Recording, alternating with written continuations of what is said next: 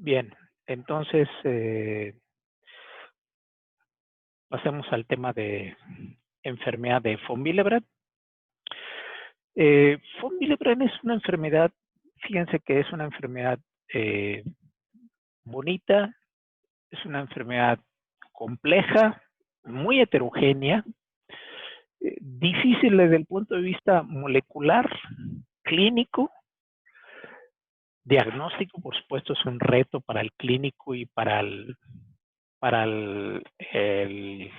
personal de laboratorio, y también un reto el tratamiento. Pero bueno, empecemos para ir adentrándonos en estos puntos. Voy a tratar de ser más puntual en algunos aspectos. Entonces, von Willebrand es una enfermedad hemorrágica hereditaria.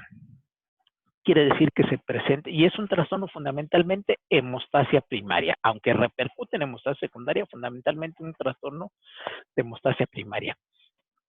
Esta enfermedad está caracterizada por defectos cuantitativos o cualitativos en el factor de von Willebrand, es decir, sea porque el factor esté disminuido, bueno, si mi concentración normal es el 100%, y si están menos de 30%, bueno, pues voy a tener manifestaciones hemorrágicas porque no tengo la suficiente cantidad para que las plaquetas interactúen y hagan este famoso tampón plaquetario, tanto en la fase de adhesión como en la fase de agregación, ¿no?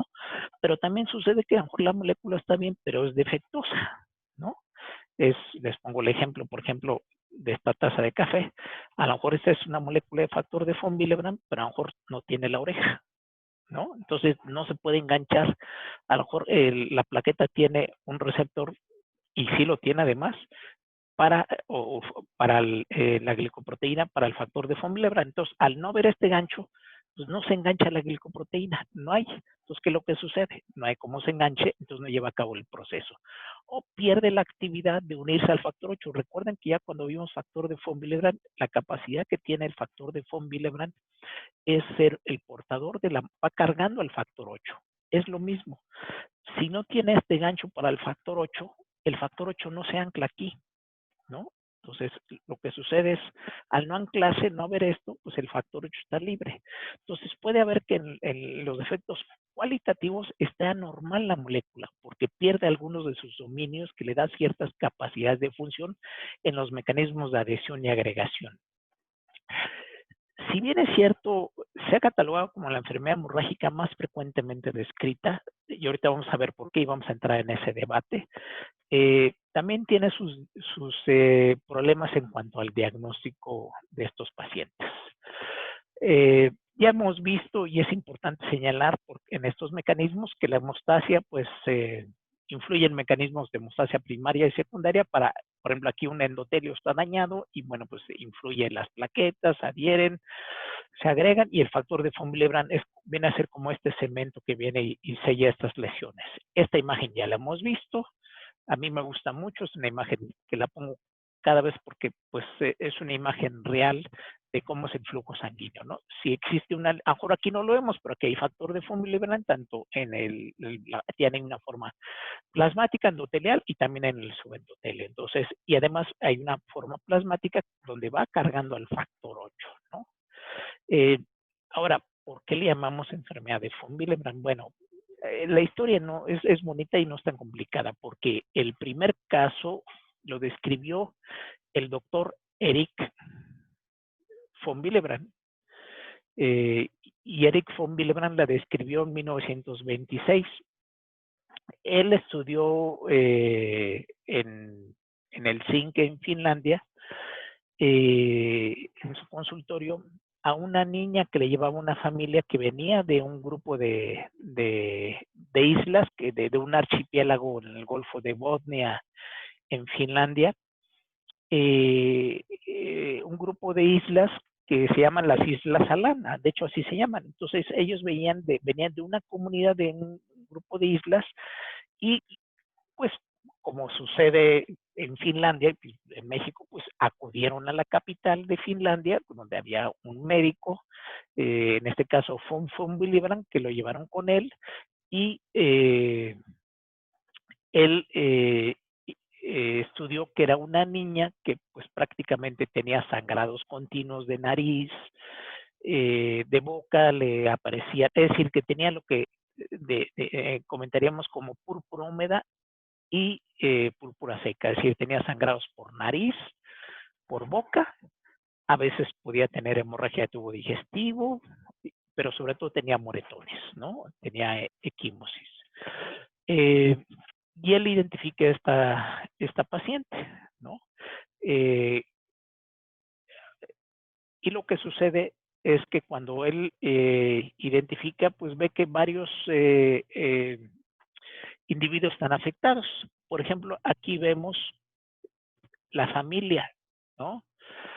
Aquí vemos a la familia. Oscar y Augusta eran los padres de la paciente. La paciente no es tan conocida, pero digamos el primer caso identificado como von Willebrand es esta Jordis. Aquí está. Jordis es el caso más importante de von Willebrand, porque es el primer caso identificado en el mundo. Entonces, Eric von Willebrand identificó a esta niña. Primero le llamó pseudohemofilia porque dices, bueno, se parece, sangra como un paciente con hemofilia. Bueno, es lo que él pensó, pero es mujer. Pues la hemofilia es en hombres porque es en mujer, entonces le llamó pseudohemofilia. Es algo que parece hemofilia, pero no es hemofilia. Además, el comportamiento hemorrágico era diferente. Él cuando hace todo el familiograma identifica que los papás Oscar y Augusta también tenían problemas hemorrágicos, ¿no? Y también algunos de sus hermanos habían tenido algunos problemas, ¿no? Entonces le llamó la atención, empieza a investigar este caso. Aquí lo vemos, el caso de Jordis, ¿no? Jordis la empieza a tratar, no sabe cómo tratar, no identifica el problema.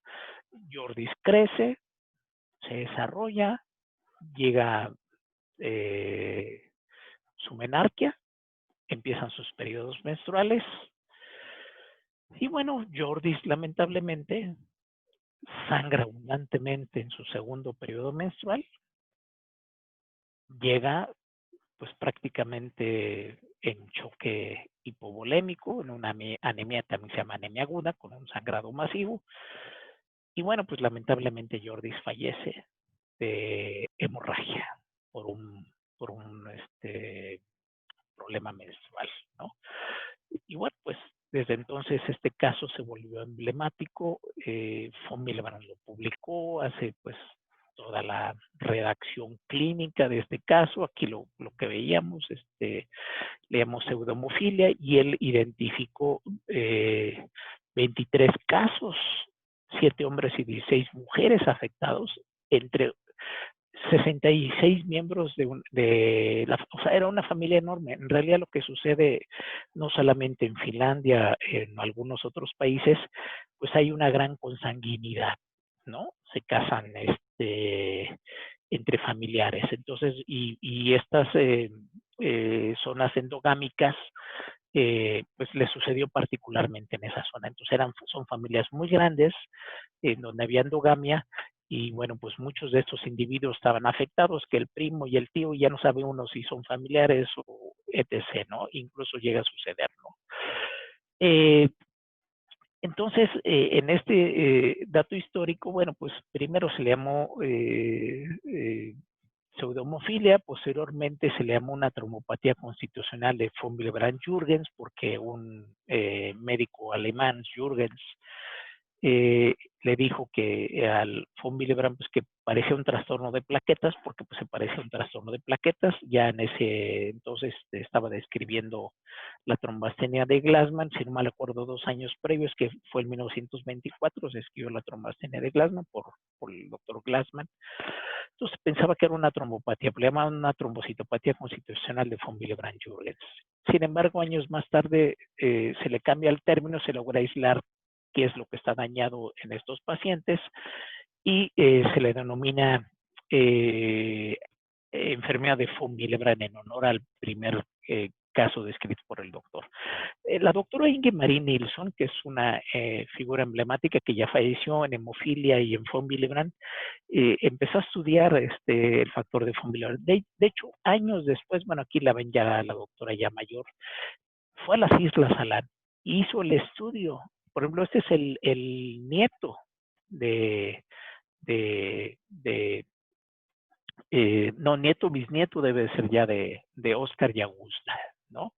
no, estoy perdido si era el nieto, bisnieto o hermano, o sobrino nieto de esta Jordis. Pero lo que quiero llegar es que años después regresaron a la isla a estudiar. Y vean, este es uno de los artículos primeros, ¿no? Como pues la familia que intenta, pues se vuelve un caos porque, bueno, pues es una familia y otra y todos están emparentados. Pero bueno, esto lo logró hacer von Willebrand y donde pues años después se identificó que el defecto era en una proteína hasta ese momento no identificada. La aisló después el doctor Zimmerman, logró identificar que era, primero antes se le llamaba este factor antígeno relacionado al factor 8, porque se decía que venía junto con el factor 8, y como el factor 8 en su momento era el más importante, porque ya había sido identificado previamente, se le dio ese valor, ¿no? Entonces, y ya después se logró aislar, se le puso este antígeno relacionado al factor 8, pues se le dio el nombre de factor de von Willebrand en honor a Eric von Willebrand, que lleva, por lo tanto, el nombre de la enfermedad, ¿no? ¿Qué tan frecuente es esta enfermedad? Bueno, el doctor Rodillero en Italia, en una zona de Italia que se llama Vicenza, eh, él informó en un artículo en el 87 que él identificó en población de origen italiano hasta el 1% de la población italiana tenían von Willebrand. Con base a esta publicación, él dice que es el trastorno hemorrágico más frecuentemente informado en el mundo. No me consta, pero algunos dicen que el doctor Rodillero, que bueno, pues todavía sigue publicando, dice que él cometió un error al haber publicado ese artículo, porque si bien es cierto, él encontró eso, dice que pues, en realidad fue una exageración de su parte haber dicho que hasta el 1% de la población tenía enfermedad de von Willebrand. Ahora, ustedes simplemente saquen cuentas, ¿no? En cada zona, ciudad o región, estado o país. Si México tiene 130 millones de habitantes, pues entonces en teoría, si el 1% de la población tiene von Willebrand, entonces 1.300.000 mexicanos debería tener von Willebrand, cosa que no es cierto, independientemente de que sea un problema del diagnóstico en este sentido. Entonces, en realidad no se conoce con precisión cuál es la incidencia. Nosotros hicimos hace años, y pues no voy a decir hace años, pero hace muchos años, un estudio tratando de ver cuáles eran las incidencias que se informaban. Nosotros hicimos un estudio en una población porque un residente de hematología era de una región Mije de Oaxaca, y fuimos a explorar si en población indígena amerindia no había von Willebrand, era muy poco von Willebrand. Lo estudiamos en una secundaria, y ya me perdí cuántos porque ya tiene muchos años. Eran más de 300 adolescentes que estudiamos en esta región, que ahora dicen que ahora se hace 2 horas a esa región. Antes hacíamos 6 horas de la ciudad de Oaxaca para llegar a la región Mije de Oaxaca. Bueno, estudiamos y no encontramos ni un solo caso de 300 individuos. Es una población muy pequeña, estoy de acuerdo. No encontramos ningún caso. ¿Cuál es la hipótesis? La hipótesis es que en población amerindia no hay von Willebrand, que los genes de von Willebrand son genes importados de Europa, son genes que se trajeron de nuestro lado español o de nuestro lado europeo, ¿no? Pero en la otra población de nuestro lado amerindio, con muy baja incidencia. Entonces, en realidad, las conclusiones de este estudio es que en realidad no tuvimos resultados que fueran concluyentes para decir que hay von Willebrand, que en realidad von Willebrand es escaso en México. Entonces, con base a esto, pues podemos decir que en realidad, ¿qué tan frecuente es la enfermedad en von Willebrand en México? Yo diría que yo lo he cuestionado y a mí me han debatido mucho que el von Willebrand es igual en todas partes del mundo. Yo creo que no. Yo sí sigo sosteniendo que si bien von Willebrand hay un subdiagnóstico, un subregistro importante en México, no es tan frecuente la incidencia como en otras partes del mundo, y esto tenemos que agradecer al 50% de nuestros genes amerindios, ¿no? Yo sigo pensando que son genes de nuestro lado europeo, ya sea español o por la influencia que tuvimos de otras naciones, particularmente de Francia, donde por ahí tenemos la incidencia en relación. Entonces, von Willebrand es una glicoproteína de muy alto peso molecular, pesa mucho, porque se va ensamblando y forman una proteína multimérica, donde fundamentalmente tiene un papel en la hemostasia primaria, pero en la hemostasia secundaria. En la hemostasia primaria o en el fenómenos de adhesión a través de la glicoproteína 1B95 y en la agregación plaquetaria uniéndose en sitios de high shear estrés al complejo glicoproteico alfa 2B beta 3. Por lo tanto, si yo no tengo von Willebrand, pues voy a ver severamente afectado el proceso de adhesión y de agregación plaquetaria y por lo tanto la manifestación clínica va a ser como Jordis, púrpura, húmeda y seca. Las mujeres tienen menorragias importantes, que algunas incluso hay que hacerles la histerectomía, porque en cada periodo menstrual, si no se les pone desmopresina o factor 8 con von Willebrand, tienen pérdidas masivas de sangre. Pero también tienen defectos en el factor 8, porque el factor von Willebrand es el protector del factor 8. Y por lo tanto, en ese sentido, podemos ver que algunos pacientes con algunos subtipos de von Willebrand, como el tipo 3, tienen una deficiencia severa de von Willebrand y también de factor 8. Incluso algunos de los pacientes pueden tener hasta hematomas. Y yo he tenido pacientes, yo tenía unos pacientes, ya tiene muchos años que no los veo, los veía cuando estaba en el Centro Médico Nacional Siglo XXI, una familia de pacientes con von Willebrand que tenían tipo 3, unos hermanitos, hombre y mujer, que ellos incluso tenían hemartrosis. Se comportaban como pacientes con hemofilia y eran de una ciudad de acá y yo no los veía fenotípicamente, es como decimos en México, de esos güeros queseros o güeros lecheros, ¿no? O sea, eran de región de Ezequiel Montes de Querétaro. Entonces nos veía y digo, ya los identificaba, pero fenotípicamente parecían europeos, ¿no? Incluso el papá y la mamá, ¿no? Altos, rubios, de ojos verdes, y ellos tenían tipo 3, entonces, y se comportaban como hemofilia severa. Bueno, esta imagen está visualizando que dónde se almacenan los cuerpos de Weber-Palat de la célula endotelial, es decir, que en la célula endotelial es el principal sitio de de producción y de almacenamiento del factor de von Willebrand, también en los gránulos alfa de las plaquetas. Entonces aquí lo que quiero visualizar cómo está el factor de von Willebrand, lo libera la célula endotelial a través de los cuerpos de Weber-Palade que acabamos de ver. Entonces el factor de von Willebrand es una molécula muy grandota, ¿no? De muy alto peso molecular porque es multimérica. Y entre más grandota, más hemostática es porque tiene más sitios de unión con las glicoproteínas, ¿no? 1B9, 5 y con la 2B3A.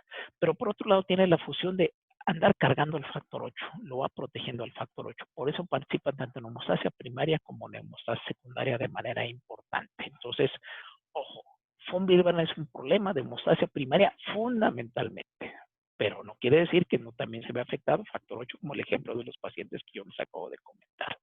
Entonces van unidos el factor 8 con el factor de von Willebrand. Entonces, esta imagen a mí me gusta mucho porque representa, cada uno tiene síntesis independiente. Von Willebrand sintetiza el factor 12 y el factor 8, perdón, en el cromosoma X. Por lo tanto, tienen la deficiencia de factor 8, pues tiene una herencia ligada al cromosoma sexual X y la deficiencia de von Willebrand pues es autosómica. Entonces, da lo mismo que sean hombres o mujeres, se va a presentar en la misma situación. Entonces, quiere decir que nacen juntos, ¿no? Nacen casados factor de von Willebrand con factor 8. Si la molécula está bien junto con factor 8, pues van a viajar, el factor von Willebrand siempre la va a estar cuidando, lo va a estar protegiendo a todos lados donde viaje, entonces va a impedir que degraden algunas proteínas, digieran proteolíticas, digieran al factor 8 y le va a llevar a que tenga su vida media. ¿Quién los va a divorciar? La trombina va a llegar y va a disociar la unión entre el factor de von Willebrand y factor 8. Factor 8 es hemostasia secundaria y factor de von Willebrand hemostasia primaria. Entonces, es una relación, ¿no? Es una relación donde ¿quién pierde en esta relación? Pues el factor 8. Porque el factor de von Willebrand pues le da lo mismo que haya uno factor 8, pues su función no se afecta, pero al factor 8 sí.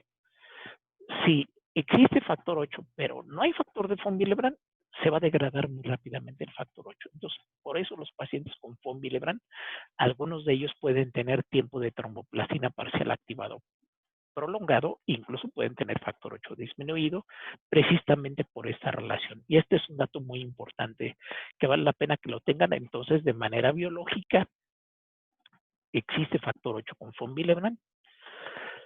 De manera terapéutica, cuando yo voy a tratar a un paciente con von Willebrand, le tengo que poner un concentrado de factor de von Willebrand y también hay concentrados de factor 8 ricos con von Willebrand que pueden ser utilizados en pacientes con von Willebrand.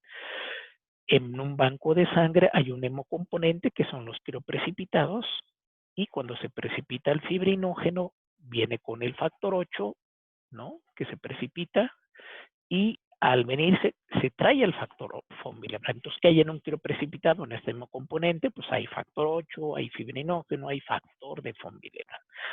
Entonces, no es la recomendación de usar crioprecipitados, ¿no? Se usaban en antaño para hemofilia A y para enfermedad de von Willebrand, ¿no? Y para pacientes que tienen deficiencias de fibrinógeno. Pero bueno, hablando de von Willebrand, pues sabemos dónde hay biológicamente el factor de von Willebrand, ¿no? En el plasma. Y donde hay más, bueno, por supuesto, cuando se precipitan, el factor de von Willebrand. Pero idealmente es usar los concentrados de factor de von Willebrand. Esta es la estructura del factor de von Willebrand y cómo está toda la estructura de todos sus multímeros, ¿sí? Y al final, como tiene varios péptidos, va a liberar primero un propéptido, ¿no? Primero libera un péptido, señaló un propéptido de 741 aminoácidos, que es medible incluso para saber cómo está la concentración y poder evaluar algunos subtipos. Tiene sitios de unión al factor 8, como les decía, es ese gancho que permite al factor 8 anclarse. Tiene sitios de unión a la glicoproteína 1B9, tiene sitios de unión a la colágena, es decir, uno del colágeno a otro lado, de la heparina, y también para la alfa 2B beta 3, que en los sitios de high 3, así como estaría constituida la molécula del factor de von Willebrand. Entonces quiere decir que el factor de von Willebrand se va a unir primero en monómeros y posteriormente va a formar los multímeros en esa polimerización, que es a través de una dimerización que va a hacer hasta formar moléculas muy grandes que se van ensamblando una con otra hasta llegar a generarlo. Y entre más grande es, por un lado, va a ponerse a unir a este complejo glicoproteico, el 1B95, y por otro lado también a este complejo glicoproteico, la alfa 2B beta 3. Esta imagen ya lo habíamos visto cuando vimos hemostasia primaria. Entonces, aquí sería el factor de von Willebrand en este proceso de adhesión. No lo vemos, pero bueno, aquí está haciendo anclaje. Es como este cemento, este pegamento que hace que pegue la plaqueta con el endotelio. ¿Y dónde se sintetizaría? Bueno, pues aquí no se visualizan, pero pues aquí estarían unas vesículas, que son los cuerpos de Weber del paladar, que lo van a liberar a plasma, y por otro lado también se va a liberar al subendotelio. Entonces, cuando hay una ruptura del endotelio, aquí hay concentraciones de von Willebrand que va a permitir que se lleve a cabo este fenómeno de adhesión importante de las plaquetas. Por lo tanto, podemos intuir que si el paciente no tiene factor de von Willebrand o está muy defectuoso el von Willebrand, va a producir manifestaciones hemorrágicas porque no va a permitir que esas plaquetas se adhieran al endotelio o se agreguen entre sí. Entonces, pues por supuesto que es un tapón plaquetario defectuoso y pues, el paciente va a tener como manifestación clínicas púrpura, petequias, equimosis, epistaxis, gingivorragias, puede tener hasta hematuria y menorragias. Importantemente, recordemos el caso de Jordis, ¿no? Entonces, el von Willebrand es importante para llevar hasta cabo este proceso de adhesión. Entonces, como el factor de von Willebrand y las plaquetas a través de sus glicoreceptores en el flujo sanguíneo. Ya habíamos visto que en situaciones de high shear stress o de cizallamiento, de fricción o de turbulencia, von Willebrand juega un papel importante en el fenómeno de agregación. En la adhesión fundamentalmente depende de la glicoproteína 1B95, pero en agregación, en estas situaciones de turbulencias donde el von Willebrand adquiere un papel relevante. Von Willebrand, por lo tanto, es un regulador de hemostasia primaria porque participa en la adhesión en agregación, pero también es un portador de la molécula de factor 8. Ahora, otro dato muy relevante. Con el grupo sanguíneo, sabemos que los pacientes con grupo sanguíneo O, o también llamados grupo 0, tienen una concentración más baja de von Willebrand. Por eso de ahí que los pacientes o los sujetos, perdón, que tienen grupo sanguíneo 0, al tener menos concentración de von Willebrand, se intuye que probablemente ellos tienen menos riesgo trombogénico, hablando de trombosis, porque la concentración de von Willebrand es más baja que comparado con un grupo A o con un grupo B que tienen la concentración de von Willebrand más alta. Pero independientemente que tengan el grupo sanguíneo 0, no porque tengan un grupo sanguíneo 0 va a significar que pueden llegar a nivel de von Willebrand. ¿Cuándo se considera que un paciente tiene von Willebrand? Cuando tiene la concentración del factor de von Willebrand menos del 30%, ¿no? Si tiene entre 30 a 50%, que pueden ser algunos individuos ser sangradores, se le llama paciente con bajos niveles de von Willebrand. Es decir, el criterio para decir que un paciente tiene enfermedad en von Willebrand es menos del 30% de actividad del factor de von Willebrand de la función, ¿no? Del cofactor de la aristocetina. Así que, aunque yo tenga grupo sanguíneo 0, bueno, pues a lo mejor si comparan un sujeto con grupo sanguíneo, un grupo de sujetos con grupo sanguíneo A y otro de grupo sanguíneo 0, bueno, pues los sujetos de grupo sanguíneo A seguramente pues, tendrán una concentración de 80-90% y un grupo de estudio de grupo sanguíneo O, los pacientes tendrán 70%. Hay diferencias significativas, pero no quiere decir que porque estén de grupo sanguíneo, pues van a tener un comportamiento hemorrágico, ¿no? Entonces, es muy diferente que disminuyan el grupo sanguíneo 0 a decir que el paciente con grupo sanguíneo 0 puede tener sangramiento por tener bajos niveles de factor de von Willebrand. ¿Qué hace que se libere el factor de von Willebrand del endotelio? Bueno, pues ahí vemos algunos de los estímulos importantes que puede hacer que se favorezca: el ejercicio, el traumatismo, la cirugía, importantemente el embarazo, el hipertiroidismo. Si yo estoy estudiando factor de von Willebrand en un paciente y llega corriendo al laboratorio, ¿no? Y hablo de un tipo 1 de enfermedad de von Willebrand, llega corriendo al laboratorio, pues evidentemente va a elevar la concentración de von Willebrand. Ahora, en el embarazo, pues ni pensar que yo pueda estudiar una enfermedad de von Willebrand porque se ve alterado. Von Willebrand aumenta en el embarazo, entonces yo tendría resultados falsos negativos. Entonces me va a salir normal el factor cuando, bueno, pues sale normal porque está hay elevación del factor de von Willebrand. Entonces es muy importante que ese individuo que le estoy estudiando y que tiene valores limítrofes o que tiene bajas concentraciones de von Willebrand, pero no llega a los criterios de 30%, pues en teoría tiene que estar un momento en reposo, no hacer ejercicio, en un momento tranquilo. Pero bueno, pues ya ven cómo son en algunos laboratorios, luego algunos químicos que lo regañan, así que porque llega tarde y que esto, entonces pues le toman pruebas y pues pueden salir todas alteradas, ¿no? Pero bueno, estamos hablando de otros químicos, ¿no? Pero bueno, es importante tener este conocimiento, ¿no? Que se pueden alterar con algunas situaciones inflamatorias, de infección y algunos otros trastornos inflamatorios porque se eleva el factor de von Willebrand y esto se va a ver alterado con la formación. Entonces, pues es un trastorno autosómico recesivo, por lo tanto, hombres y mujeres lo van a manifestar, codificado en el cromosoma sexual X. Y bueno, afecta hemostasia primaria y secundaria, es muy heterogéneo. Hay pacientes que son sangradores, hay pacientes poco sangradores, tienen múltiples variedades, lo que hace difícil, por lo tanto, el diagnóstico. Ya vimos que la molécula cómo se estructura y hay diferentes tipos, tipo 1, tipo 2 y tipo 3. Tipo 1 y 3 son defectos cuantitativos, ¿no? En el cual existe una disminución en el tipo 1 parcial y en el tipo 3 una disminución o ausencia virtual del factor de von Willebrand. Entonces son la forma severa del tipo 3. Y ahí los defectos cualitativos donde la molécula está presente, pero existe un daño en la calidad de la molécula. Y son los tipo 2. Miren, esta gráfica es importante que la conozcan, que lo identifiquen. Esta es una escala que primero hicieron los ingleses y ya se ha reactualizado, en el cual nos permite evaluar qué tan severo puede ser una hemorragia transvaginal en el caso de una mujer, para poder, con base a ello, poder establecer un puntaje y tener la sospecha que este paciente pueda tratarse una enfermedad de von Willebrand. Entonces, con base al número de días, pues yo le pregunto a la paciente, oye, ¿cómo es su sangrado con base a esta escala, no? Porque, bueno, uno le puede preguntar, no, pues a lo mejor siempre es estar como el primer día es lleva un puntaje, o en el caso que usen tapón. Eso es importante porque permite visualizar qué pacientes pueden estar en sospechas de tener un trastorno hemorrágico.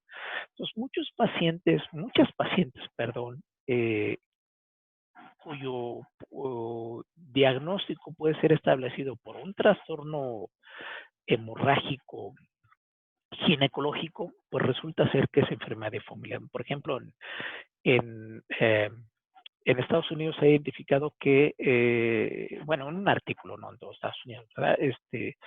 Estudiando mujeres identificaron que aproximadamente el 28% de las mujeres que tenían eh, trastornos menstruales, el 28% resultó ser enfermedad de von Willebrand. Pero bueno, hay que considerar que es una población diferente, que es una población caucásica y que ellos son más incidentes de enfermedad de von Willebrand. Pero a lo que quiero llegar es que seguramente un porcentaje también significativo en México puede estar por allí influyendo en estos porcentajes. Entonces, los porcentajes pueden influir hasta el 24% en el caso de Estados Unidos en relación a esto. Entonces, hay diferentes tipos. El tipo 1, ya les dije, deficiencia parcial, el tipo 3, deficiencia prácticamente total, es la más escasa porque la forma más severa. La forma más común es el tipo 1 y los subtipos 2, 2A, 2B, 2M y 2N. El tipo 1 es una deficiencia parcial y el tipo 3 es una deficiencia grave del factor de von Willebrand. El tipo 2A es donde hay una ausencia de multímeros de alto peso molecular. El tipo 2 donde existe una ausencia de multímeros grandes, pero existe una tendencia incrementada a unirse a la glicoproteína 1B y produce trombocitopenia. De hecho, es la única variedad de la enfermedad de von Willebrand que cursa con trombocitopenia, que sería 2B. 2M es donde hay multímeros presentes, pero un defecto en la función de las plaquetas. Y el 2N es indistinguible de la hemofilia, donde prácticamente se pierde la posibilidad de unión al factor 8 y esto va a producir los trastornos hemorrágicos. Así que pues podemos tener un paciente cualquier variedad, no sabemos. O sea, ¿cuál es la forma más difícil? Pues el tipo 2, porque hay que hacer una serie de pruebas, hay que hacer cofactor de la eritrocetina, hay que hacer el antígeno para saber que está presente en la molécula, pero la función está disminuida, hay que sacar una serie de razones para saber en qué momento está. También, por otro lado, sería deseable hacer, hay una prueba que se llama afinidad a la colágena, que también hay que hacerlo, multímeros. Entonces, se vuelve el diagnóstico no sencillo, yo no digo que complejo, en un área de expertise, pues seguramente tendrá su grado de complejidad, incluso hay grupos que estudian los trastornos moleculares, por ejemplo, Argentina tiene un grupo sólido de estudio de alteraciones mutacionales en relación a la enfermedad de von Willebrand, igual que en otros países, igual en otras partes del mundo se ha venido estudiando para tratar de saber pues cuál de todas las variedades de von Willebrand. Clínicamente, pues los pacientes tienen púrpura, es decir, una trombocitopenia de Glasgow, una enfermedad Soulier o un von Willebrand, alguna variedad pueden ser indistinguibles clínicamente porque tienen problemas hemorrágicos, tienen púrpura, tienen petequias, equimosis, epistaxis, hemorragias, menorragias. Entonces, clínicamente es muy difícil diferenciar si es von Willebrand o alguna trombocitopatía. Con base a las pruebas de hemostasia, yo puedo explorar la posibilidad de eso. El tiempo de sangrado puede ser cuestionable, bueno, pues puede ser de utilidad si es positivo. Si tiene trombocitopenia, bueno, no se descarta von Willebrand, salvo que sea tipo 2B. Si tiene plaquetas gigantes y tiene trombocitopenia, bueno, pues podría ser, entre otras posibilidades, Bernard-Soulier o una síndrome de la plaqueta gris. Hay que ver cómo son las plaquetas, por supuesto están gigantes, los tiempos de coagulación. Si tiene TTPA prolongado, bueno, podría ser una enfermedad de von Willebrand. Estos serían las pruebas de escrutinio. La cuenta de plaquetas normal disminuida en el tipo 2B. Y en el caso del TTPA puede estar normal o prolongado. El que está normal no descarta el diagnóstico de enfermedad de von Willebrand. fibrinógeno normal, el factor 8 puede estar disminuido, el antígeno y el cofactor puede estar disminuido. No es von Willebrand hasta que esté abajo de 30%. Si está entre 30 y 50, decimos paciente con factor de von Willebrand bajos. Y ese es un grupo muy importante que hay que identificar. Se están reuniendo el Comité Internacional para tratar de indagar qué hacer con ese grupo de pacientes que tienen entre 30 y 50% y que tienen un fenotipo hemorrágico. Catalogarlos, ¿no? Sí o no, enfermedad de von Willebrand, bueno, habría que ver si existe alguna alteración molecular que pueda dar luz sobre qué hacer con estos pacientes. La agregación plaquetaria no es necesaria, sería necesario cuando yo tengo la sospecha de una trombocitopatía. Los multímeros, bueno, no necesariamente son útiles para diagnóstico. Pueden ayudar para hacer si es un 2A, si es un 2M, si es un 2B, pueden ayudarme a diferenciar alguno de ellos. Y bueno, pues la detección de mutaciones, el PCR en tiempo real ayudaría mucho para establecer estas pruebas importantes para definir el tratamiento. Y con base a eso, yo puedo establecer qué variedad es, ¿no? Si es un tipo 1, pues yo voy a tener una disminución parcial de alguna de estas pruebas. Si es un tipo 2, también, y tener ausencias de los multímeros, ¿no? Aquí en el tipo 2A el antígeno está normal el 2B, o sea, habitualmente en los tipos 2 el antígeno está presente, para eso saca una razón entre todos ellos. Entonces hay que hacer los multímeros de factor de von Willebrand, ¿no? Hay que hacer una electroforesis de factor de von Willebrand, que es un método laborioso, es un método que hay que tener bien homogeneizado, es operador dependiente todavía, y bueno, pues se le diferencia entre una púrpura trombocitopénica trombótica que tiene elevación de los factores de von Willebrand por deficiencia de Adams 13 y, por ejemplo, el 2A tenía ausencia de multímeros de alto peso molecular, 2B también va a tener elevación de los multímeros de alto peso molecular. Entonces, esto nos puede ayudar para establecer el diagnóstico de estos pacientes, ¿no? Entonces, rápidamente me voy a pasar básicamente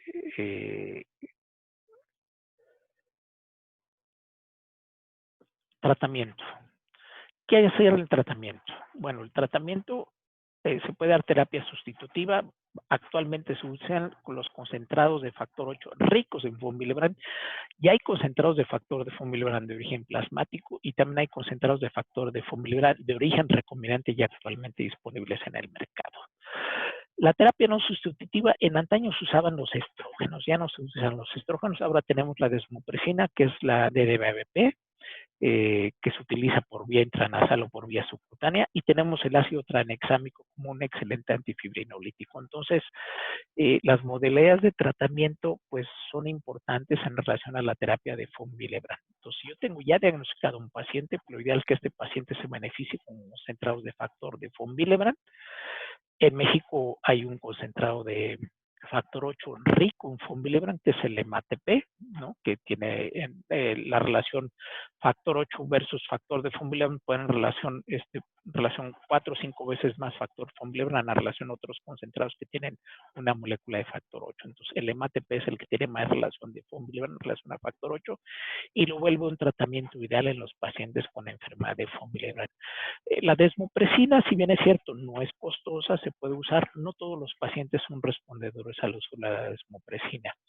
La desmopresina puede ser intranasal, de hecho hay en spray, lo recomendable cuando alguien está sangrando, por ejemplo, ya tiene su periodo menstrual y es una respondedora, hay que ponerle prácticamente todo el frasco que viene de 300 microgramos porque pues, habitualmente se absorbe 10%, entonces la dosis es 0.3 microgramos por kilo. Una paciente de 70 kilos, 7 por 0.3 sería 21 miligramos. Entonces, si yo le pongo un frasco de 300, va a absorber el 10%, que son 30 miligramos. Entonces, eso le ayudaría para, y si es respondedora, disminuir los periodos menstruales. Pero idealmente, si tiene periodos menstruales, por ejemplo, si Jordis, esta paciente emblemática que falleció, viviera el momento actual y tuviéramos los concentrados de factor 8 con familia, no se hubiera muerto, ¿sí? O bueno, dependería en qué institución esté, ¿verdad? Pero bueno, a lo que voy, ya hay opciones de tratamiento, es a lo que quiero llegar. ¿De acuerdo? Entonces, bueno, pues hasta aquí vamos a dejar la plática del día de hoy en relación